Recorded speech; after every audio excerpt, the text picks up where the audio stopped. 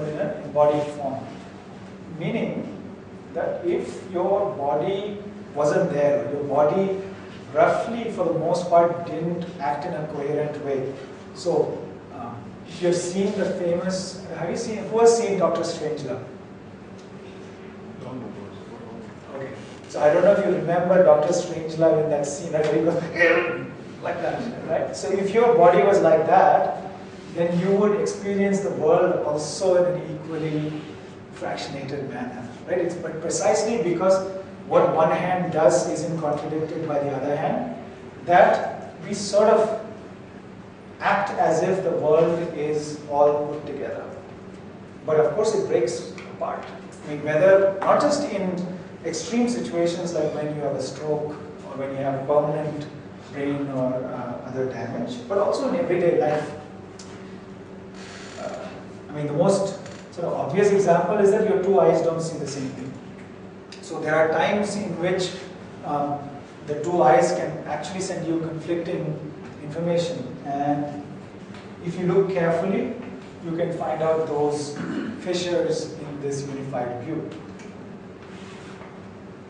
Another example of that, and which has actually been used very successfully to argue against a traditional view of vision in particular, is the blind spot. Right? So what is a blind spot? Supposedly it's the place where the optic nerve meets the retina, and since it doesn't get any stimulation, it's the one place in your 2D image which is blank. And the claim is, again from a computational perspective, because there is no stimulus there and yet you don't see holes in your vision, it must be filled in by the brain somewhere else. But an embodied cognition person argues against that. They says that no, absence of stimulation by design cannot be the same as a hole or a missing stimulation. So, in that sense, a blind spot is not like turning the lights off. Because in one case, there could have been light, but there isn't. But when there is a blind spot, there even couldn't have been any stimulation there. Right? So it's only if you assume that you are building your visual system from two 2D images that you think of the blind spot as a missing hole in your stimulation. But if there is no image to start with, then there is no hole in the image either. Right?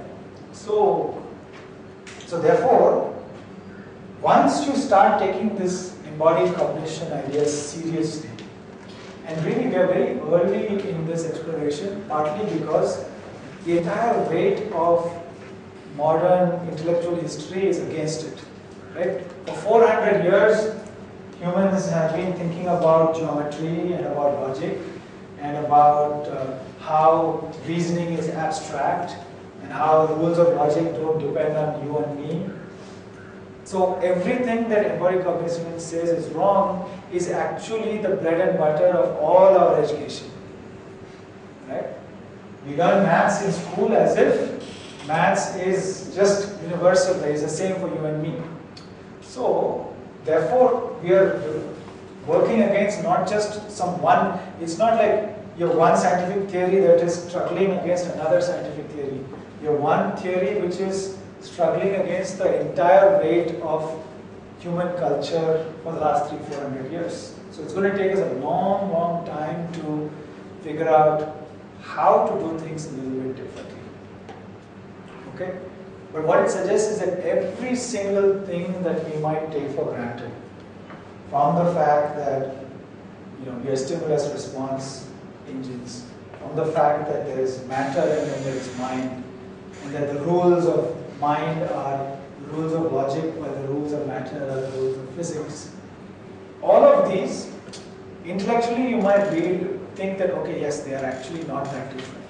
But in practice, and in the summer school itself, it has come up many times, we think of the rules of logic as impervious to you and me, while we think of subjectivity as being entirely up to my whims and fancies. Right? Why do you like dosas and not idlis? Well, that's because you like dosas and not idlis. on the other hand, you can't say, I like circles more than squares. I mean, it somehow seems much less capable of that kind of arbitrariness. What embodied cognition is saying is, what seems rigid is more flexible than you think, and what seems arbitrary is more constrained than you think. Right? I can't make up a name for something just because I feel like it. On the other hand, I can't sort of just make a coordinate frame for the whole world in which everything has to fit in that slot. So ultimately, it's really about going against the mechanical view of all of nature. Right? So physics and maths and chemistry, so all of science at some level are based on mechanism. And ultimately, you want to be able to say, I can replicate it in a machine. And I will say that this kind of cognitive science, if at all you can call it that, is the only place in the sciences where you can robustly and respectfully disagree that there's a mechanical explanation of a natural phenomenon. Nobody is saying that it's supernatural or it's given by God or whatever. Right? So that's the really, really amazing thing about it, is that something which is natural, which we want to study using the principles of scientific reasoning and evidence and everything, might yet not be mechanical. So that's the thing. Yeah. Okay, so when you are talking about different forms of body or different bodies, so experiment came to my mind and I was thinking where this experiment fits. This experiment of outer body experience. So there's a breakdown between like tactile stimulus and visual stimulus. And you have a illusion that your body is sitting in front of you. Yes, yes. And you can induce these relatively easily now. Yeah. So what that tells you is the experiential body. So we experience our conscious body in the same location as our physical body. Or even more sort of fine-grained way, we experience visually where our body is, exactly where we touch it. So I see this hand in front of me and then I touch it, it's right in front of me. Right? But just imagine if you were seeing the world from up there, you would still be touching it from here, so it would be like I was looking at it like that. Right? So we don't do that. So this coherence between the different bodily organs can be broken down. And again, it's not, I mean, it's be interesting. Nobody seems to have had an out-of-body auditorial experience. That is to say, they see the body where it is, but they hear the voice. Actually, I was trying to design an experiment where you can have a out-of-body experience due to the difference in the auditory response. The experiment says that me and my friend were trying to give a really better.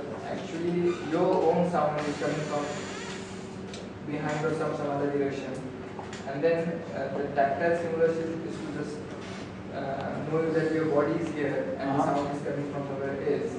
Well, but until you can actually get somebody to be fooled that way.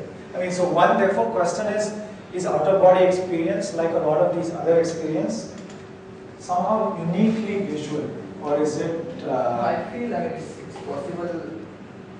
So I'm not good at software part of the component. That's why I was trying to make him design something which. But so schizophrenics, for example, who hear voices and often hear them from outside themselves in some sense. I wonder if they are essentially having an auditory out-of-body experience, right? So right? So I don't know, but that would be an interesting hypothesis about what schizophrenia itself is that it's a